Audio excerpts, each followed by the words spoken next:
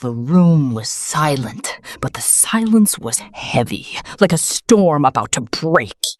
On the cold, hard floor, she was shaking.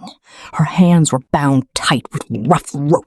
Her dress was torn, and tears carved tracks through the dirt on her face. No one in that room cared about her pain. They stood around her, looking down like she was nothing. They laughed, a cruel, jagged sound that filled the small space. One of the men sneered, bending down to grab her chin with a rough hand. He forced her to look up.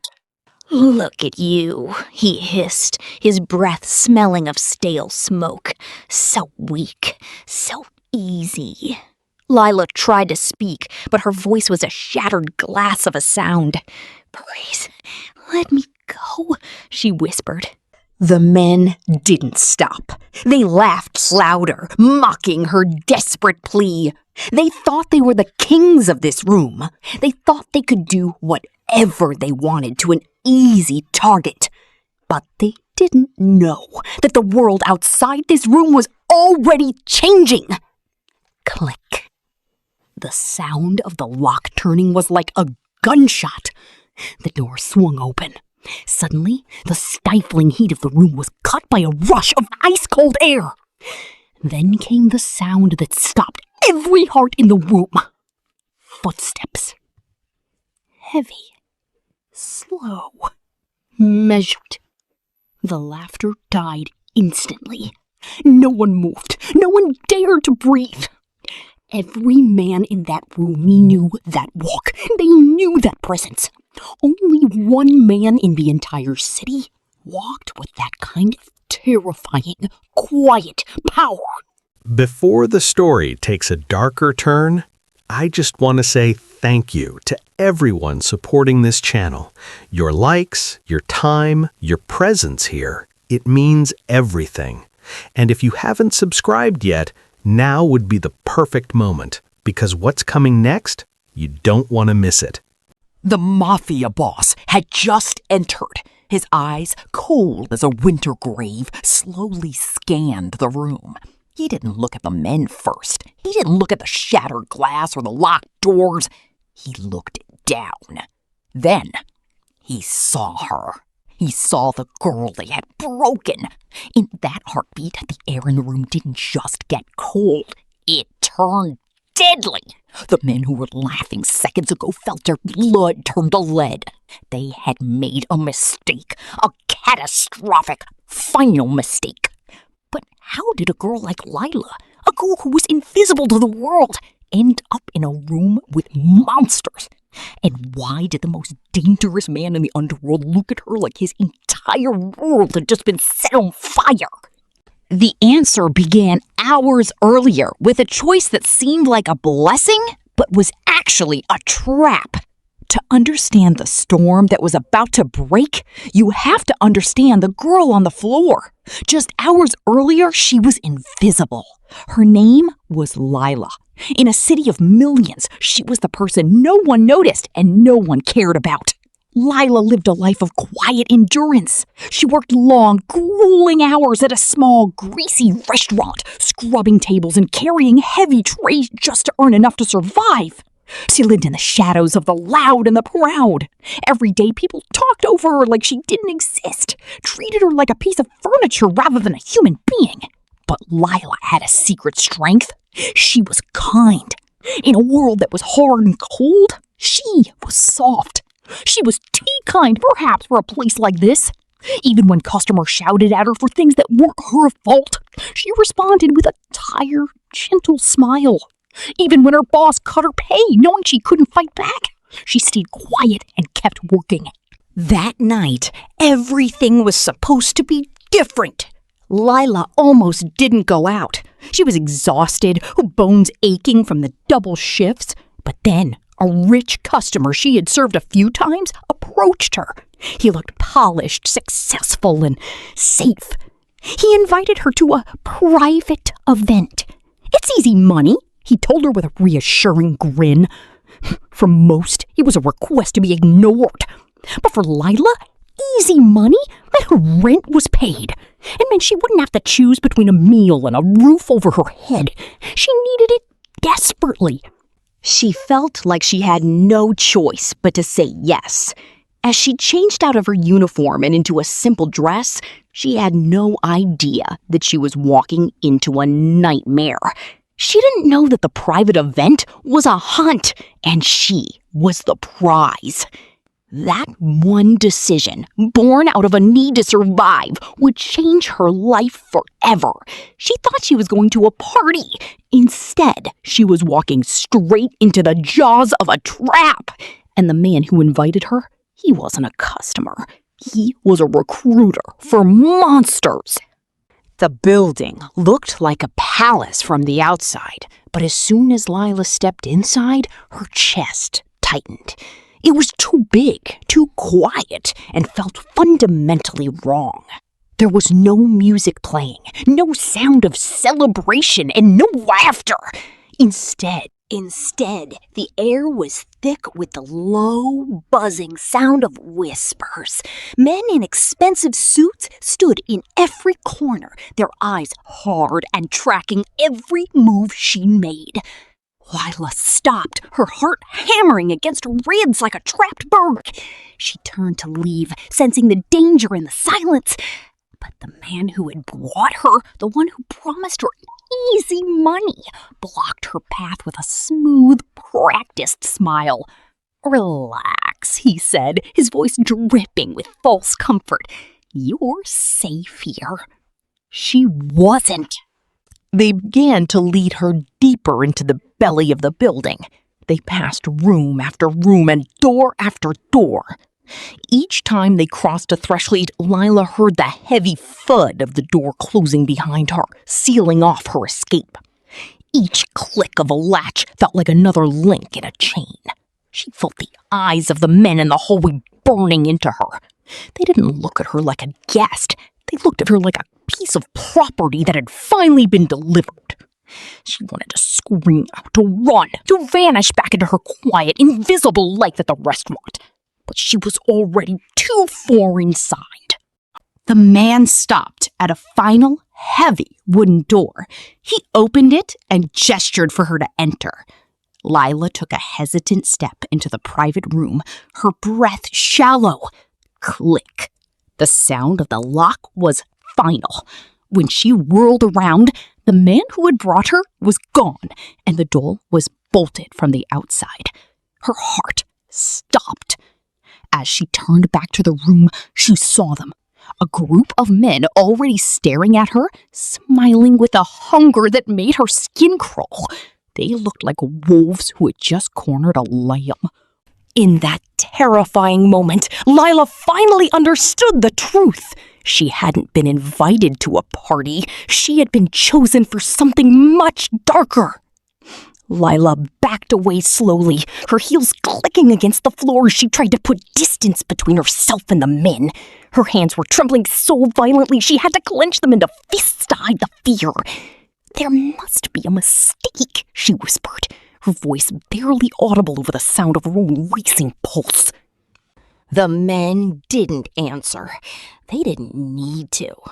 They moved with a predatory coordination, spreading out to block every possible exit. One of them walked casually to the door she had just entered and turned the lock again, just to be sure she understood there was no way out. Her chest tightened, making every breath feel like she was inhaling lead. I should go," she said, her voice cracking as the reality of the situation crashed down on her. A man stepped directly in front of her, cutting off her path. "No," he said, his voice terrifyingly soft. "You're staying." Behind him, the others broke into a chorus of cruel laughter that echoed off the walls. Lila spun around, her eyes darting wildly, looking for help, for a security guard, a server, anyone who might have a shred of humanity left. But no one came. No one even knocked. It was as if the world outside that door had vanished, leaving her in a vacuum where no rules applied. Her breathing grew fast and shallow. Her legs felt like they were made of water, barely able to hold a weight. That was when the most terrifying truth finally settled in her mind. She wasn't just trapped in a room with monsters. She was completely alone, and no one knew where she was. "Relax," one of the men said, his voice oily as he poured a dark liquid into a glass. He leaned against a mahogany table, watching her with eyes that held no warmth. "We just want to have fun." Lila shook her head quickly, her eyes wide and stinging with unshed tears. "No, please, I don't want—" "Too late," another voice cut in, sharp and cold as a blade. The circle began to close. They moved with a terrifying slow-motion grace, like sharks sensing blood in the water. One of them stepped behind her and snatched her phone from her hand, tossing it onto a sofa where it slid out of reach. Her last connection to the outside world was gone. Another man blocked her only path to the window, while a third reached out and gripped her arm with fingers like iron. She tried to pull away, her small frame jolting against his strength, but he didn't even flinch. "Stop!" she cried, her voice echoing uselessly against the soundproof walls. They only laughed. To these men, her terror wasn't a tragedy, it was entertainment. This was a game they had played many times before, and they knew exactly how it ended. They shoved her toward a heavy chair in the center of the room, forcing her to sit.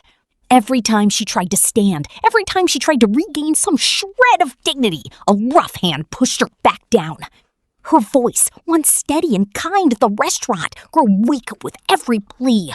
Her strength was fading, replaced by a cold, numbing dread. Oh, tears finally spilled over, blurring her vision of the monsters surrounding her. "Please," she whispered one last time, a broken prayer for mercy. But in that room, please was a word without meaning. It was a currency that held no value here. The game was just beginning, and Lila was realizing that the rules were designed to break her. Minutes felt like hours as the walls of the room seemed to close in on Lila. Her body shook uncontrollably, a physical manifestation of the terror coursing through her veins. Her mind screamed for help, a silent, desperate prayer for someone, anyone, to burst through the door and end this nightmare. But the room remained a tomb of silence. The men kept going, their cruelty relentless. They mocked her every shiver and laughed at the raw fear in her eyes, treating her trauma like a punch vine. One of them leaned in close, his face inches from hers, and whispered the words that finally destroyed her spirit. "See? No one is coming for you." That was the moment Lila broke. Something deep inside her, the part that still believed in hope and the goodness of people, finally cracked. Her shoulders dropped as if a physical weight had been piled onto them. Her hands, which had been clutching her dress, went still. She stopped fighting. Tears rolled down her face silently now, no longer accompanied by sobs or pleas. Hope was gone, replaced by a hollow, empty void. And when the men saw that she had finally given up, they didn't show mercy. They smiled even more. To them, the moment a victim stops fighting is the best part of the hunt. Across the room, one man raised his glass in a mock toast. "To easy targets," he sneered, and the others joined in with a chilling chorus of laughter. But right at that moment, right when they felt most powerful, a sound echoed from outside the room. Footsteps. Slow, heavy, and they were getting closer. The men were too busy laughing to notice at first, but Lila did. Her eyes lifted just a fraction, a tiny spark of awareness returning to her dull gaze. Her heart beat once, then twice, as the heavy thud of the boots stopped right at the door. The handle of the heavy wooden door turned with a slow, deliberate click. The door opened, swinging wide to reveal the silhouette of a man framed by the cold light of the hallway. Inside, the atmosphere shifted instantly. No one spoke. At first, the men in the room looked annoyed that their game had been interrupted. One of them began to bark a challenge, his voice filled with the arrogance of a man who thought he held all the power. "Oh, he started, but the words died in his throat. The man froze because the person standing in the doorway wasn't just an intruder. It was the Mafia boss. He took one step into the room, then another. That was all it took for the very air to change. The cruel laughter that had filled the space only seconds ago died out like a snuffed flame. The smug smiles faded from their faces, replaced by a cold, creeping fear that took root in their chests. His eyes, dark and unreadable, moved across the room with a terrifying slowness. Finally, his gaze landed on her. He saw Lila on the floor, her body shaking, her spirit seemingly broken beyond repair. In that moment, the men in the room realized they had made a mistake that no amount of money or begging could fix. Something dark and ancient woke up inside the boss as he stared at the girl they had dared to touch. The hunters had just become the prey. The silence in the room was so thick, it felt like it could suffocate a man. No one dared to move. The men who had been laughing moments ago were now paralyzed, their faces pale under the dim lights. One of them, desperate to break the crushing tension, tried to force a nervous laugh. "This isn't what it looks like," he stammered, his voice cracking with a fear he couldn't hide. The Mafia boss didn't scream. He didn't even look at the man. He simply raised his hand slightly. That single small gesture was enough. The man went quiet instantly. That was the kind of absolute power the boss carried in his shadow, a power that required no shouting, only presence. He began to move toward Lila. Each step was slow, controlled, and heavy. It felt as if the ground itself could feel the weight of his rising anger. He stopped right in front of her, a towering figure of darkness against her shattered frame. For a long, agonizing second, he just looked at her. He took in the sight of her tears, the way her hands wouldn't stop shaking, and the raw, jagged fear reflected in her eyes.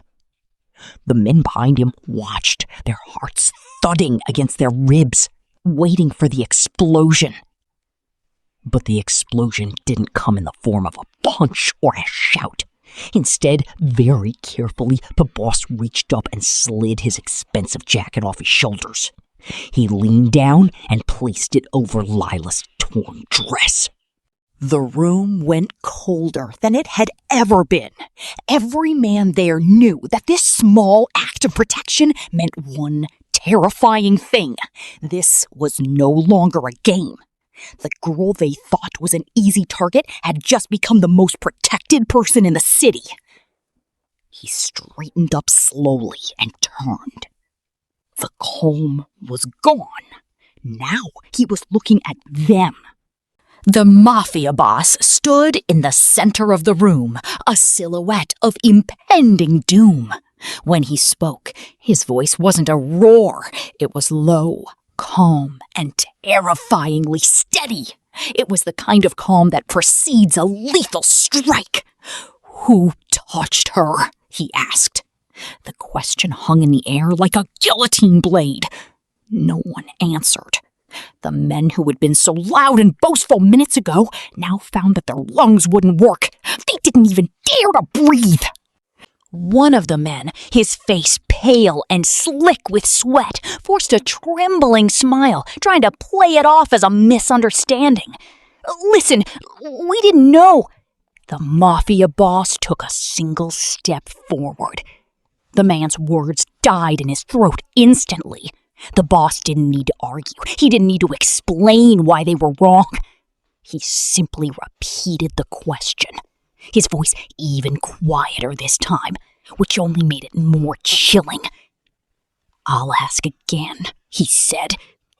"Who touched her?" But the silence that followed was deafening. Suddenly, a glass slipped from someone's shaking hand, shattering against the floor into 1,000 jagged pieces. Still, no one spoke. No one pointed a finger. They were paralyzed by the realization that any answer they gave would be their last. That silence was their final mistake. To the Mafia boss, their silence wasn't a lack of information. It was a confession of collective guilt. His eyes darkened, turning into 2 pits of cold fire. In that moment, every man in that room understood the truth. They weren't in control anymore. They weren't the powerful predators they thought they were. They weren't safe.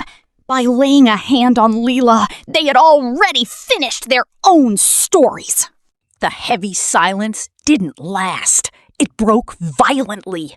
The Mafia boss moved with a speed that defied his size, a blur of controlled rage. Before anyone could even blink or put up their hands in defense, one of the men was already slammed onto the ground. A jagged scream filled the room, followed quickly by another. Panic spread through the group like a wildfire. "Wait, please!" one of them shrieked, but it was too late for mercy. There were no long speeches and no negotiations. There were only consequences. The same men who had been laughing and mocking Lila minutes ago were now reduced to begging and crying for their lives. They tried to crawl away, dragging themselves toward the corners, but there was nowhere to go. This room now belonged entirely to him. He was done being calm. Minutes later, the room fell quiet again. But it was a different kind of quiet, one filled with fear and the heavy scent of regret. The door opened, and his men stepped in, taking one look at the carnage and understanding everything without a word being said. "Clean this!" he commanded coldly, his voice stripped of all emotion. Then he turned back to Lila. She was still shaking, her mind struggling to process the whirlwind of violence she had just witnessed. He walked to her slowly and carefully, as if she were made of the finest glass that might break at any moment. He knelt down in front of her, the terrifying monster, replaced by something soft and controlled. "You're safe now," he whispered. Her lips trembled as she looked into his dark, steady eyes. "Why?" she breathed. "Why are you helping me?" He didn't look at her with hunger or the desire for power like the others had. He looked at her with something deeper and far more dangerous. "Because from today," he paused, his gaze pinning her to the spot, "no one touches what's mine." The room fell silent once more, but this time the air wasn't filled with fear. It was filled with the beginning of a story that no one, especially not Lila, saw coming. The core moral of this story is a powerful exploration of justice, the hidden strength of the vulnerable, and the devastating weight of consequences. At its heart, the narrative serves as a warning against the arrogance of power. The men who targeted Lila viewed her kindness and silence as weakness, labeling her an easy target simply because she refused to meet their cruelty with her own. However, the story reveals that true power does not belong to those who bully the defenseless, but to those who have the strength to protect them. The moral lesson highlights 2 distinct themes. The price of cruelty. The men believed they were operating in a vacuum where no one cared for a waitress. Their downfall serves as a reminder that every action has an equal reaction.